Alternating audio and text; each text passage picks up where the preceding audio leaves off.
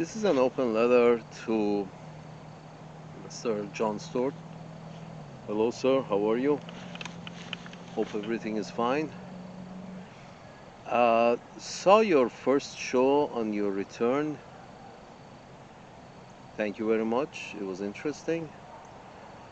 But unfortunately, I also watched the first interview that you had on your return in 2024. On your return, I saw the first interview you had, and you brought over a British cunt to interview. And I'm not saying, I'm not calling her a cunt because she was a woman. I'm calling her a cunt because she was British.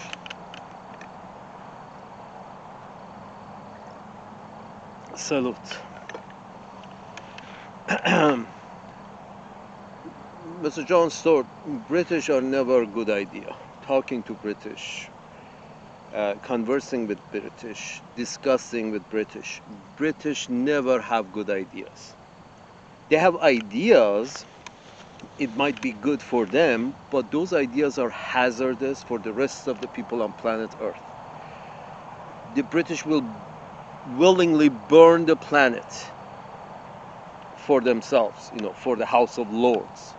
As long as the House of Lords is safe and secure, the landowners, the people who own England, handful of people who own England, they don't mind burning the world.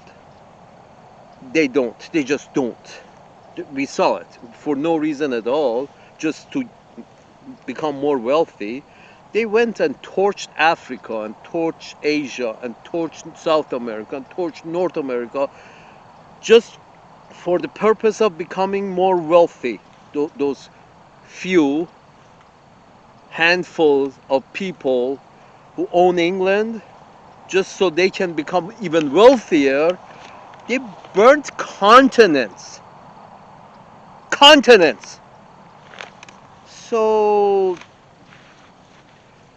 conversing with British, might as well one shoot himself in the head before conversing with the British, because that's what is going to end up. That, you talk with the British, people are going to get killed. That's who they are. So, I saw your interview with the British cunt, and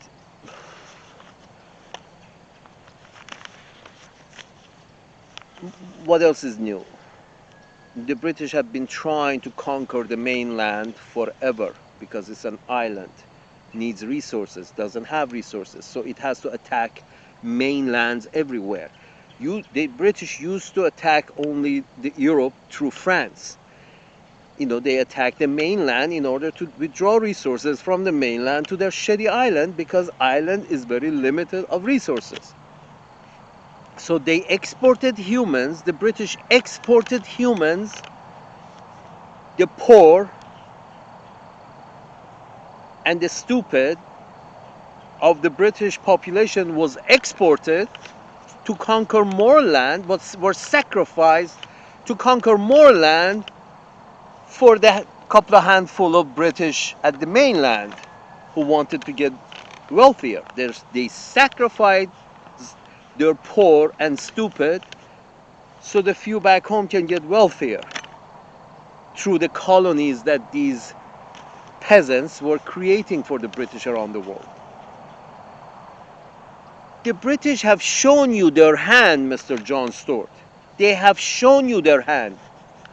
You think still, conversing with the British will result into a good thing? Blair was, in the front, in front of Bush for invasion of Iraq. If you haven't noticed, because Iraq was a, old British colony. It might not have seemed like it, but the British were in front of the attack into Iraq. Not mechanically, but mentally, media-wise, They're always for attacking other countries, other mainland, anywhere. They used to attack Europe through France and other parts of Europe, but then they built bigger ships and better ships. They started attacking other continents, other mainlands, Africa and America, and you know, that's who the British are. Why do you think it's a good idea to be in the same ship as the British? The British ship is always a colonial ship. You converse with them. That's why you had all the shit show during the past 100 years, starting from 1950s Korea. This is the shit show was a continuation of European colonialism in Asia, just like Israel is right now continuation of European colonialism in the other side of Asia. Went too long about the British. Mr. Jon Stewart.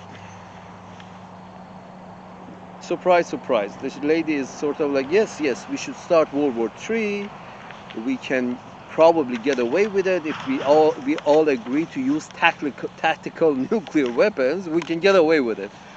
Well, I don't think the Russians will agree to. Nobody you can really, you can't write a new treaty saying that only the use of tactical nuclear weapons is allowed. Here's the thing, Mr. Jon Stewart. Let's be fair. Let's not, like the Russians guy Putin, go back 600 years ago, and let's not, like, your manager, Uncle Sam's managers currently. Let's not start everything from Russian invasion of Ukraine on October whatever it was. Huh? Let's not go back 600 years, and let's not come to to 2021 or whatever, whenever 2020 or 2021 that Russia invade, 2022, 3, whatever. The point is this. Let's start from the expansion of NATO. If you skip over the most recent, forget about 600 years ago, the most recent trigger into making the Russians worry, get paranoid, the most recent trigger has been the expansion of NATO. Soviet Union fell apart, everything felt safe. Apparently that wasn't good enough. We need to expand NATO. Why? You want to make people feel more unsafe? What is this expansion of NATO? Especially when you realize that NATO is such an exclusive organization that it only includes white people, white systems, white rich systems, pinkskins. The club is so exclusive that even the Russians were not allowed because they're Eurasian. They're not European, pure European. They're not Anglo-Saxon. They're Eurasians, although they're white. It's so exclusive that the Russians weren't welcomed either. Forget about Kazakhstan and Thisistan and Dagestan that also happen to be white. It's and Turkey, it's so, so everybody has held their nose and accepted Turkey in the club. Turkey is not exactly, everybody held their nose when Turkey walks by in Club NATO. It's an exclusively white club. End of story. So this white club that is so paranoid that doesn't even accept another white nations like Russia, because a lot of it is in Asia, and they also have a big dick, and Uncle Sam's managers can't accept another guy in the club who's got a big dick. So basically they didn't accept Russia in NATO. Not white enough, not Anglo-Saxon, and also has a big dick. No way. We don't want him in the club. If you want the let's not go with the truth. If you want a very different perspective from this British cunt that you interview Mr. Jeffrey Sachs. Mr. Jeffrey Sachs is a, it's not a, talking ass like me. The gentleman is a director of the Center of Sustainable Development at Columbia University and president of UN Sustainable Development Solutions Network. He's not a talking ass like me. He's, legit. The gentleman I've listened to many of his talks, and it makes perfect sense that by expanding NATO, Uncle Sam's managers have increased the paranoia in Russia, especially because their invitation was, as an observer, their invitation was cancelled, and then even while they were there as observers, outside, they were allowed to sit behind the door. And even at that level, they weren't accepted anymore. But they wanted full membership, and they weren't given. Would you feel paranoid if let's assume there is a big dick on your block? There's a guy with a big dick on your block, and he's got a gang going, and he keeps having everybody in your street, sends an invitation to everybody in your street to be part of his gang, except you. Although this is apparently it's a white street, everybody in it is white, just like NATO. The decision makers, the one who, not a few officers, black and brown officers. That doesn't mean NATO is not white. House of Lords is, the landowners, the real owners of England and France and North America are white. The real owners. Let's not kid ourselves.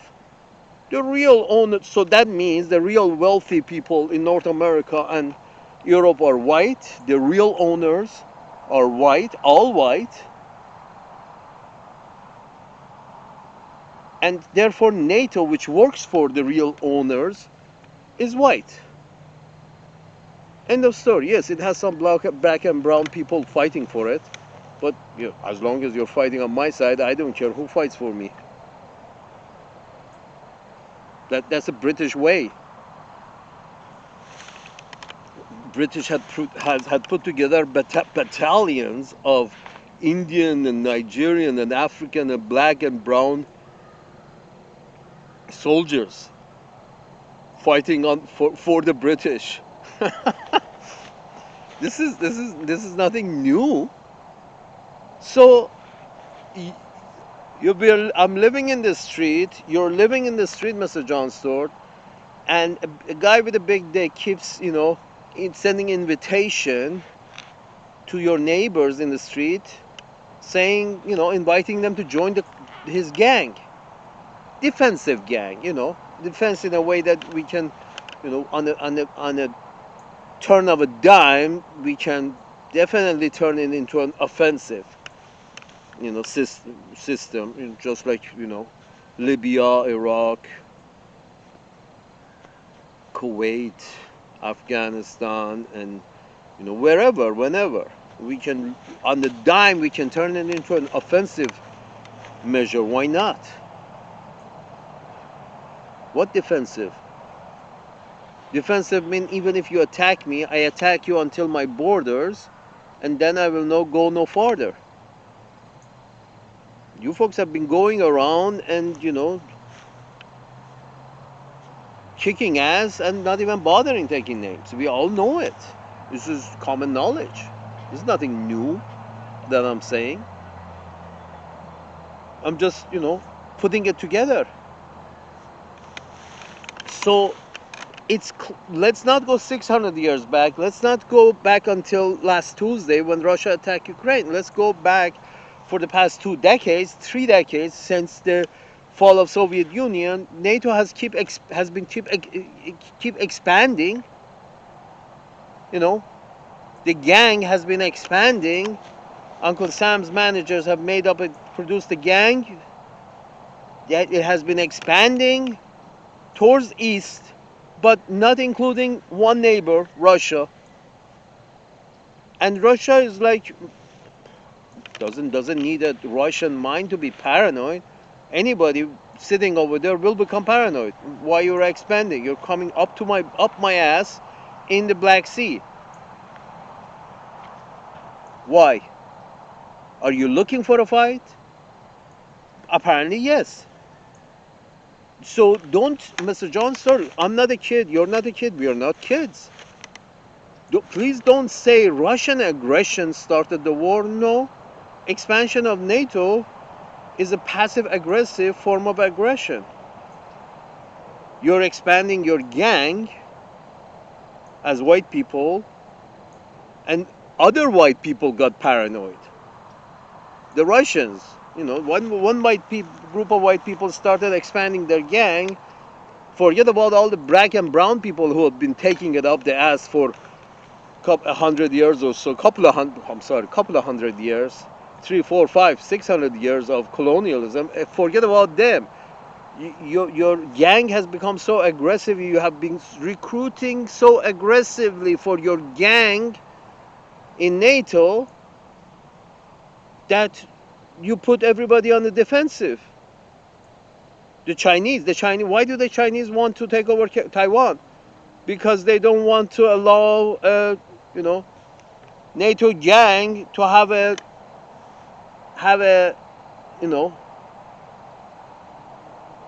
an island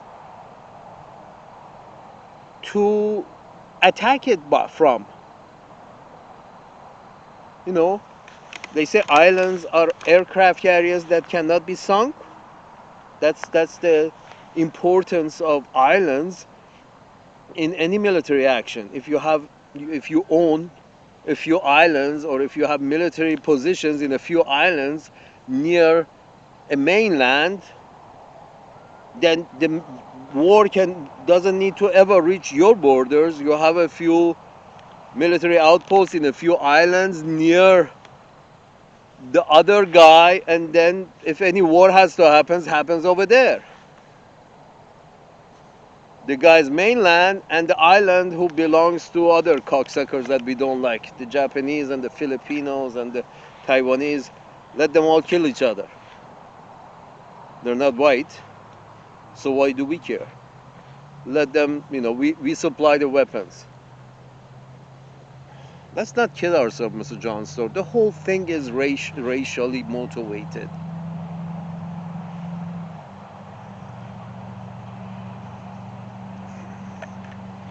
Sweden is invited into NATO.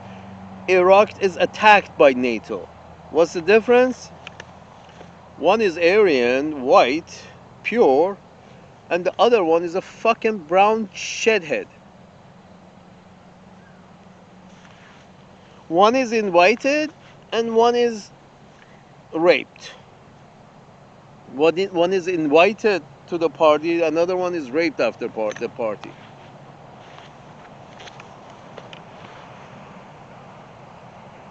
So no, Mr. Jon Stewart, nobody agrees that everything started when Russia attacked Ukraine.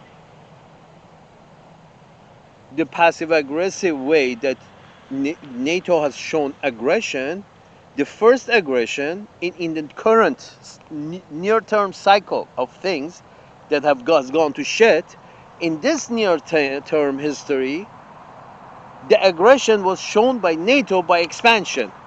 If you have any doubts, please have Mr. Jeffrey Sachs as your next guest, and he knows a lot more about it than I do, with regards to Russia, with regards to Iran, with regards to Venezuela. He used to be in the State Department. He was somebody in the State Department, which one of those brainiacs that is not the face of the State Department, but it's the brain behind the State Department. During the time that things were good,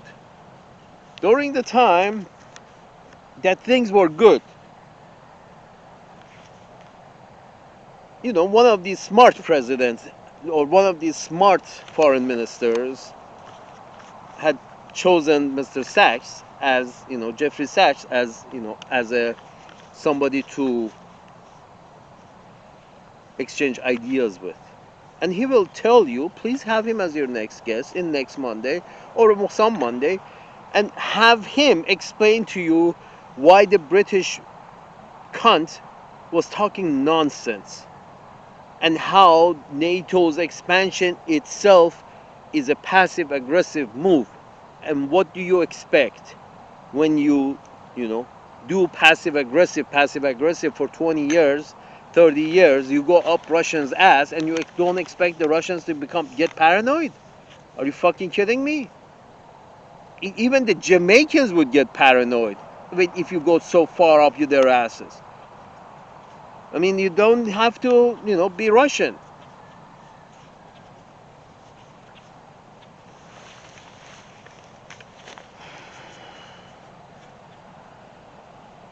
And please, no interviews with the British. No British. These guys never have any good ideas. Salute.